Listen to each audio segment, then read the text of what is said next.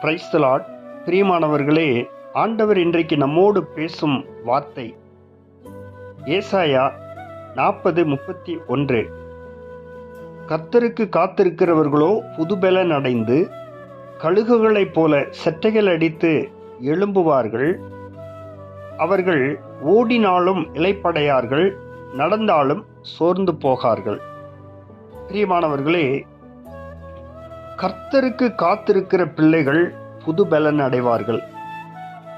ஒருவேளை நீங்க பல வருடங்களாக ஏதோ ஒரு காரியத்தை குறித்து இது நடக்கும், கர்த்தருக்கென்று காத்திருப்போம் என்று சொல்லி நீங்க பொறுமையோடு இத்தனை வருடங்கள் காத்திருக்கிறீர்கள்.